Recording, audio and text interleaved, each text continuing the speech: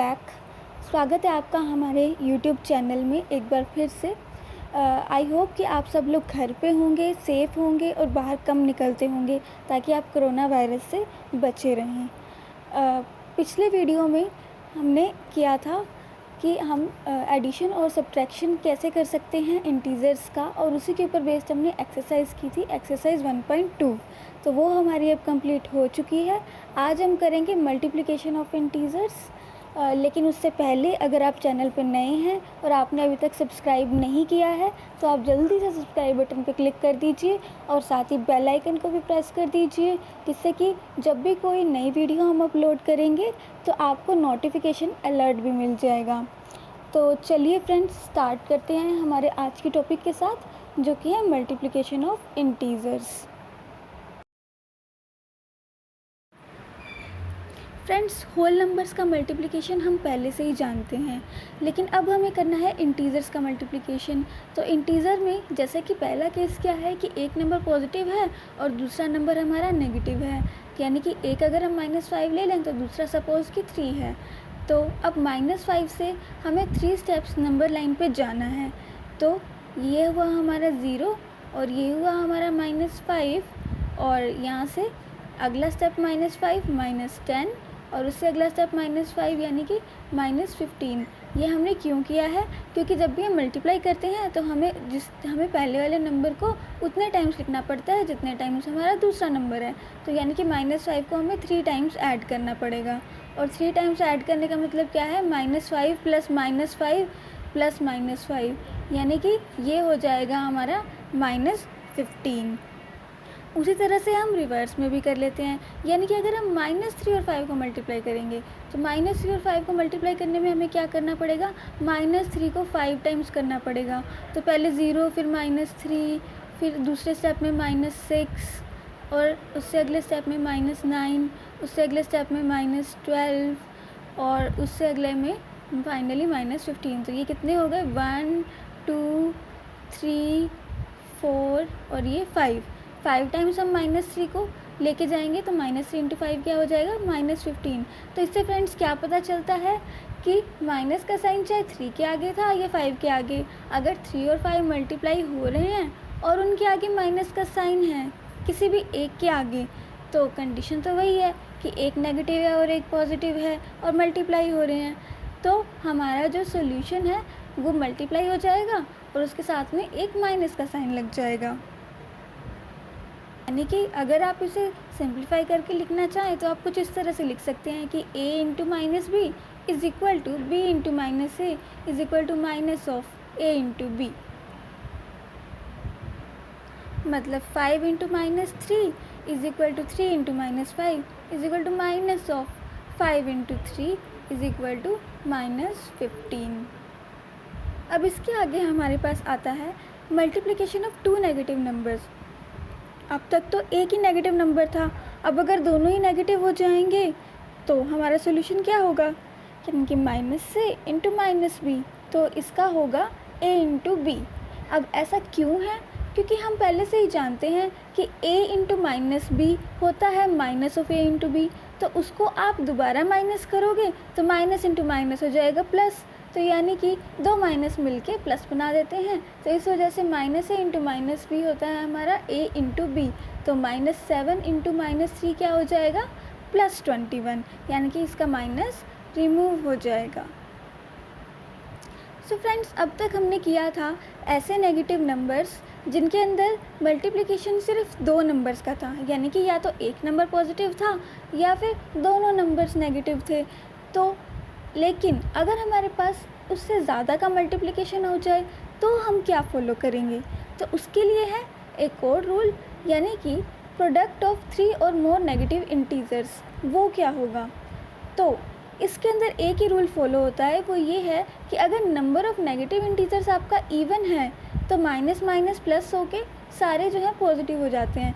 लेकिन अगर number of negative integers जो है वो ऑड आ गया तो आपकी जो टोटल प्रोडक्ट है वो भी नेगेटिव इंटीजर आएगी। अब आप कहोगे कि ऐसा क्यों है, तो वो भी देख लेते हैं। देखिए, -1 × -1 क्या है हमारे पास? +1। ये हम पहले कैलकुलेट कर चुके हैं। लेकिन अगर -1 इंटू -1 एक माइनस और आ जाए तो उससे क्या फ़र्क पड़ता है कि -1 इंटू -1 ये तो +1 हो गया और लास्ट में एक बच जाएगा, तो जो बच जाएगा उसकी वजह से हमें -1 लिखना पड़ेगा। अब देखते हैं 4 वाला केस। 4 वाले केस में क्या होगा, -1 इंटू -1 का एक पेयर और ये -1 इंटू -1 का दूसरा पेयर, दोनों आपस में मिलके प्लस के हो जाएंगे और प्लस और प्लस का मल्टीप्लिकेशन क्या होता है, प्लस। तो हमारा रिजल्टेंट भी क्या होगा, प्लस का। यही अगर मैं 5 ले लूँ, यानी कि ये हो गया एक पेयर और ये हो गया -1 का दूसरा पेयर, लेकिन ये बेचारा तो अकेला ही रह गया।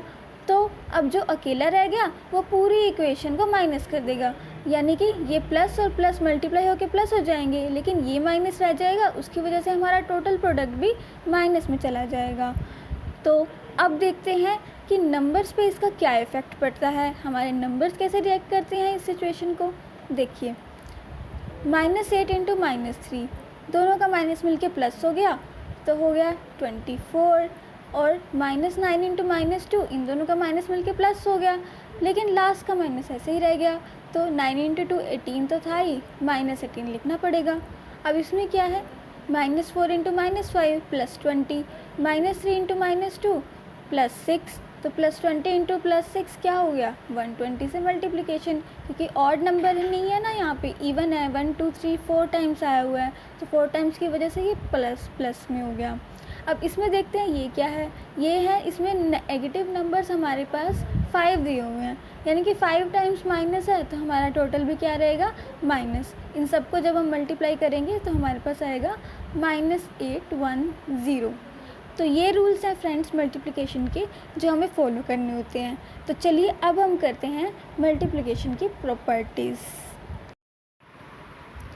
Properties of multiplication of integers, जिनमें कि हमारी पहली प्रॉपर्टी क्या है, क्लोज़र अंडर मल्टीप्लिकेशन। मल्टीप्लाई करने पर क्लोज़र कैसे होता है, तो इसका मतलब क्या है कि a इंटू बी अगर एक इंटीज़र है तो सभी इंटीज़र्स के लिए a इंटू बी जो है वो एक इंटीज़र ही रहेगा। मतलब कि अगर मैं 3 इंटू -4 करूँ तो -12 आया, लेकिन -12 भी क्या है, इंटीज़र है। और उसी तरह से -20 इंटू -5 जो कि दोनों ही इंटीज़र हैं, उन्हें मल्टीप्लाई किया गया तो रिज़ल्ट आया 100, लेकिन 100 भी क्या है, इंटीज़र्स में काउंट होता है।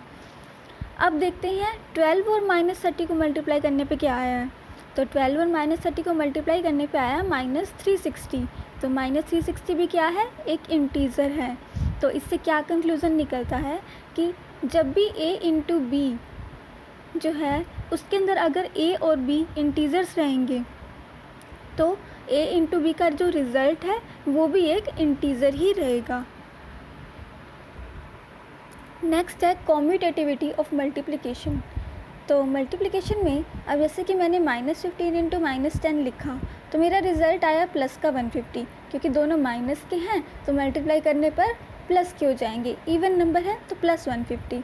उसी तरह से -10 और -15 को करूँगी तो भी उसी तरह से माइनस माइनस प्लस हो गया, और 10 इंटू 15 150, तो रिज़ल्ट आया 150।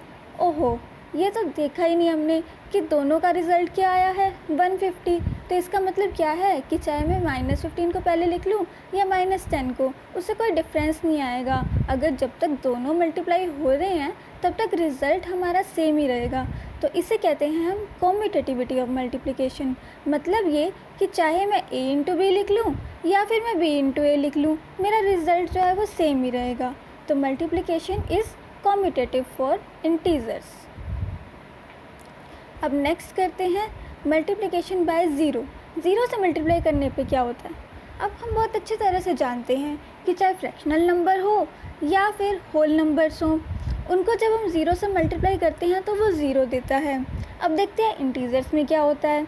इंटीजर्स में हमने -3 को ज़ीरो से मल्टीप्लाई किया, तो मतलब अगर हम नंबर लाइन के ज़ीरो पे थे तो ज़ीरो पे ही रह गए, तो इसका मतलब हमारा रिज़ल्ट क्या आएगा, ज़ीरो।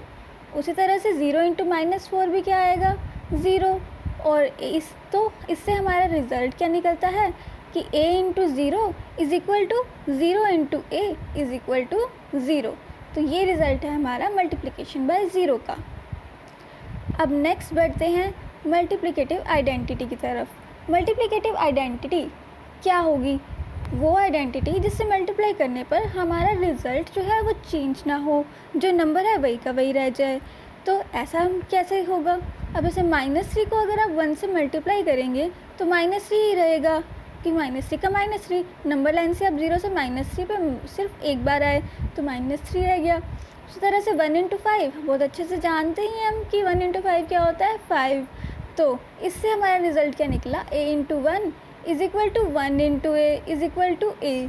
तो मतलब मल्टीप्लिकेटिव आइडेंटिटी हमारे पास 1 होती है।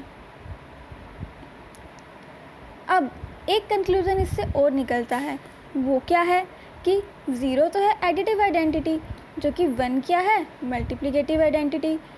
0 हमने एडिटिव आइडेंटिटी पहले ही पढ़ा था, क्योंकि 0 ऐड करने पे रिज़ल्ट चेंज नहीं होता। उसी तरह से 1 से मल्टीप्लाई करने पे रिज़ल्ट जो है चेंज नहीं होता। तो हाँ, लेकिन we get additive inverse of an integer a when we multiply -1 to a। अब बात आती है एडिटिव इन्वर्स की। एडिटिव इन्वर्स हम कब निकलता है किसी नंबर का, जब उसमें -1 मल्टीप्लाई हो जाए। यानी कि अगर a के साथ मैं -1 को मल्टीप्लाई कर दूंगी या फिर मैं -1 को a से मल्टीप्लाई कर दूँ, बात तो एक ही है, क्योंकि इससे उसकी न्यूमेरिकल वैल्यू तो चेंज नहीं होगी, लेकिन उसका साइन ज़रूर चेंज हो जाएगा। तो एडिटिव इन्वर्स हम बहुत अच्छे से जानते हैं कि उसका जो साइन चेंज कर देते हैं वही होता है। तो इसका मतलब एडिटिव इन्वर्स निकालने के लिए हमें उसे -1 से मल्टीप्लाई करना पड़ता है। तो ये तो थी हमारी ये प्रॉपर्टीज़। अब देखते हैं कि एसोसिएटिविटी ऑफ मल्टीप्लिकेशन क्या होता है। एसोसिएटिविटी यानी कि -3 और -2 इनको मैंने लिख लिया स्क्वायर ब्रैकेट्स में, तो मैं मल्टीप्लाई कर रही हूँ, और फिर मैंने प्लस इंटू मल्टीप्लाई 5 लिख लिया। ठीक है, तो इसका मतलब क्या है कि मैं -3 और -2 को पहले मल्टीप्लाई कर लेती हूँ। इनको मल्टीप्लाई करने पे आया प्लस का 6, क्योंकि माइनस जो है इवन नंबर्स में आया हुआ है, तो रिज़ल्ट मेरा प्लस में आ गया, और मल्टीप्लाइड बाई 5, और 6 × 5 हो गया 30।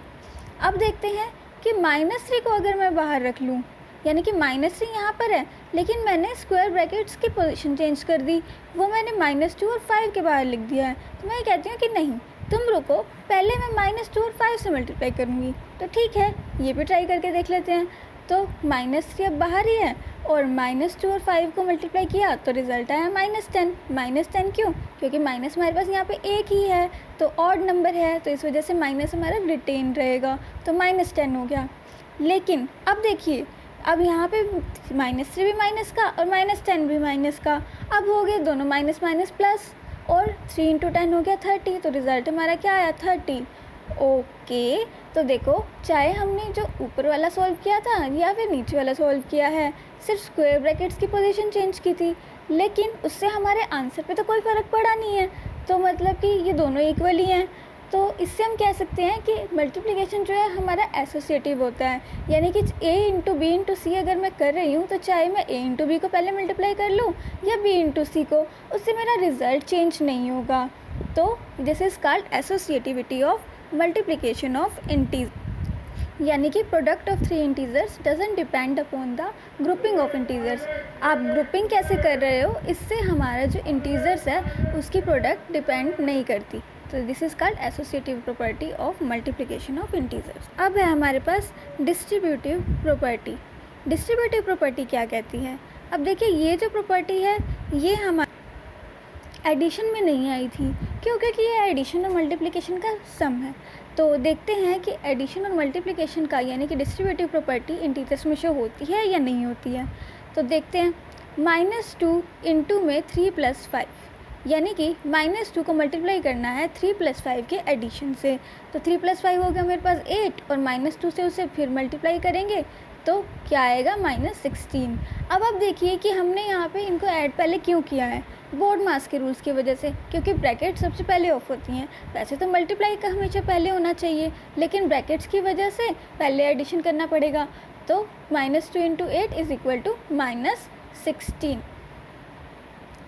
अब -2 × -3 ये हमारा डिस्ट्रीब्यूटिव प्रॉपर्टी के हिसाब से है, यानी कि मैंने क्या किया, मैंने ब्रैकेट्स को हटाया और क्या किया, -2 × -3 को लिख दिया, और फिर उसके अंदर ऐड कर दिया -2 इंटू -5। मैंने कहा कि मैं इनको पहले ऐड नहीं करना चाहती, मुझे तो पहले मल्टीप्लाई करना है। अगर मैं ऐसा चाहती हूँ कि अगर मुझे इनको पहले मल्टीप्लाई करना है तो मुझे इनको इंडिविजुअली अलग अलग मल्टीप्लाई करना होगा और फिर जो आएगा उसे इस वाले साइन के अकॉर्डिंग मुझे ऐड करना पड़ेगा। यानी कि -2 और -3 को पहले मल्टीप्लाई, फिर उसके अंदर -2 और 5 का जो प्रोडक्ट है वो ऐड होगा। तो अब देखते हैं इसका क्या रिज़ल्ट आएगा। तो -2 इंटू 3 हुआ -6 और -2 इंटू 5 हुआ -10। तो यानी कि हमारा रिज़ल्ट आया -16। तो इस हिसाब से -2 इंटू 3 + 5 या फिर -2 इंटू 3 प्लस -2 इंटू 5, इसका रिज़ल्ट हमारा चेंज नहीं हो रहा है। तो इससे हम क्या कंक्लूड कर सकते हैं कि डिस्ट्रीब्यूटिव प्रॉपर्टी हमारी फॉलो हो रही है, यानी कि a + b + c, a multiplied by b + c is equal to a multiply b plus a multiply c। यानी कि अगर मेरे को उन दोनों के एडिशन से मल्टीप्लिकेशन करना है तो मैं उनसे अलग अलग उनको मल्टीप्लाई करूँगी और बाद में ऐड कर दूँगी, तो भी मेरा रिज़ल्ट सेम ही रहेगा। और सेम चीज़ हमारी सब्ट्रैक्शन में भी फॉलो होती है, यानी कि अगर चाहे मैं यहाँ प्लस की जगह माइनस भी होता तो भी कोई फ़र्क नहीं पड़ता, बस a इंटू बी की जगह पे यहाँ प्लस की जगह पे माइनस का साइन आ जाएगा। तो इसके साथ ही हमारी डिस्ट्रीब्यूटिव प्रॉपर्टी भी ओवर होती है। अब प्रॉपर्टीज़ हमारी सारी हो गई हैं, अब हम करेंगे एग्ज़ाम्पल्स में हमें फर्स्ट एग्ज़ाम्पल दिया हुआ है कि हमें ये प्रोडक्ट्स जो हैं वो कैलकुलेट करनी है। सो फ्रेंड्स, एग्ज़ाम्पल करना हमारा काफ़ी इम्पोर्टेंट होता है क्योंकि कई बार एग्ज़ाम में हमसे सीधा एग्ज़ाम्पल से पूछ लिए जाते हैं, लेकिन कई बार जो है बच्चे एग्ज़ाम्पल्स जो है वो स्किप कर जाते हैं, तो वहाँ पे कैलकुलेशन मिस्टेक की वजह से गलती हो जाती है। तो बेस्ट यही है कि आप एग्ज़ाम्पल्स को भी पूरी तरह से कैलकुलेट करें। इसके साथ ही इसका एक फ़ायदा और ये भी है कि आप इसके ऊपर बेस्ड एक्सरसाइज जो है वो खुद से ट्राई कर सकते हैं। यानी कि अगर आप खुद से पहली बारी अटैम्प्ट करेंगे अपनी एक्सरसाइज तो आपको कंसेप्ट ज़्यादा अच्छे से समझ में आएगा, लेकिन हम उसके सॉल्यूशंस भी लेकर आएंगे। तो चलिए फ्रेंड्स, सॉल्व करते हैं एग्ज़ाम्पल का फर्स्ट क्वेश्चन। तो इसका फर्स्ट पार्ट है मल्टीप्लाई करना है इन तीनों चीज़ों को, तो हम एक एक करके इनको सॉल्व करते हैं। तो पहले में क्या है, -18 इंटू -10 इंटू में 9। तो अब कॉम्यूटेटिव प्रॉपर्टी की वजह से चाहे मैं इन दोनों कॉम्यूटेटिव नहीं, कौन सी प्रॉपर्टी, कॉम्यूटेटिव प्रॉपर्टी की वजह से मैं 9 को चाहे यहाँ लिख लूँ या -10 को यहाँ, उससे कोई फ़र्क नहीं पड़ेगा।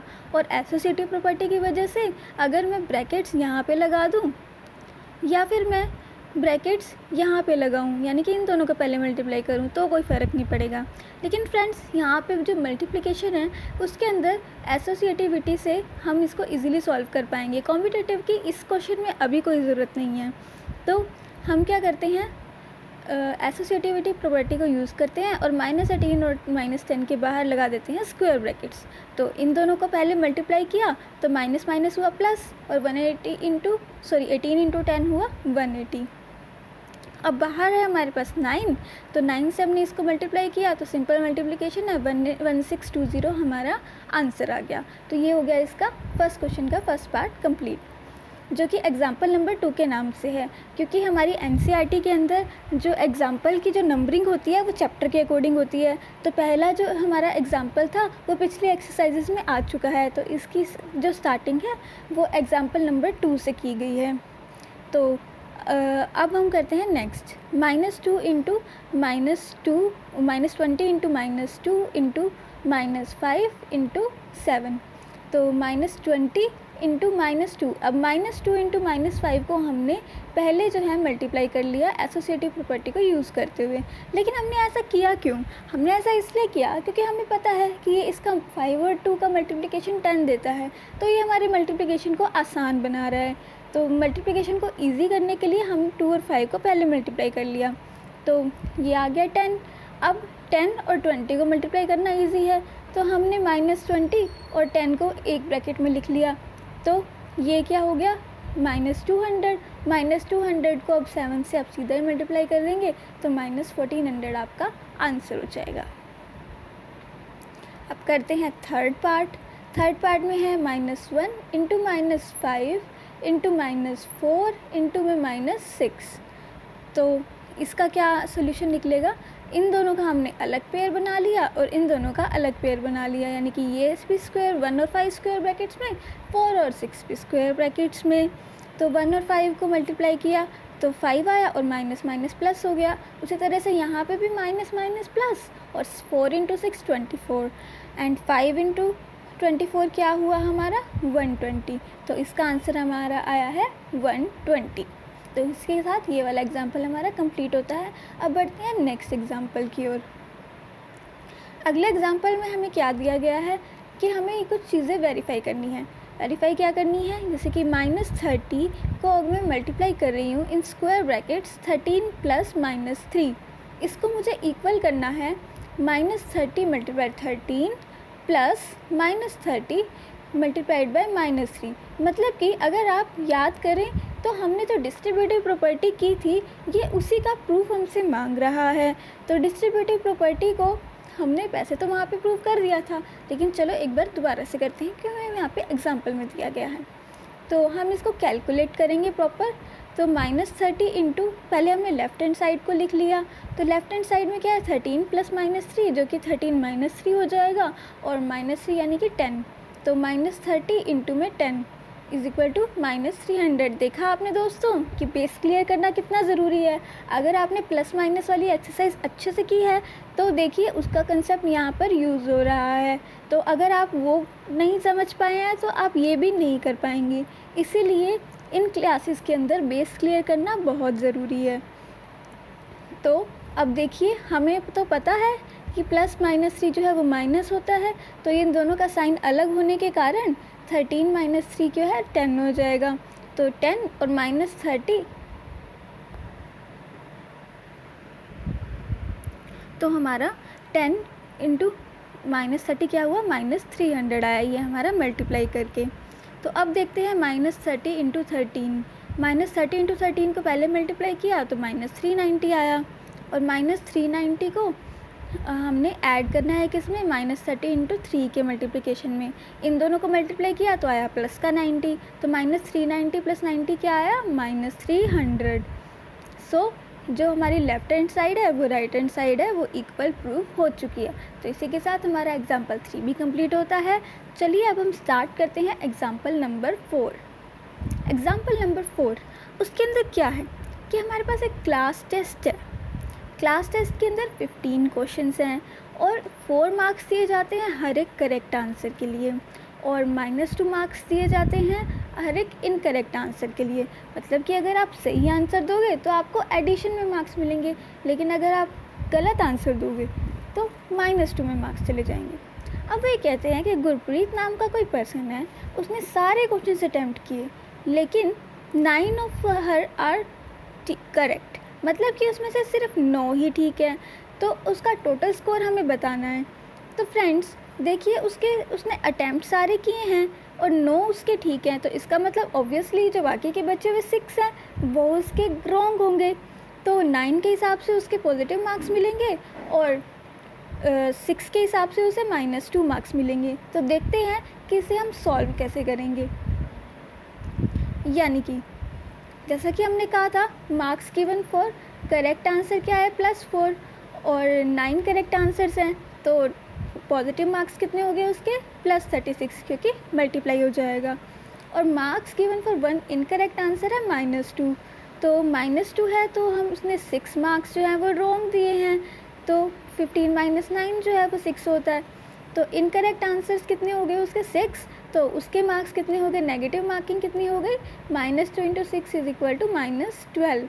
तो अब जो टोटल है उसके अंदर एडिशन होगा, यानी कि हमें 36 प्लस -12 को ऐड करना होगा।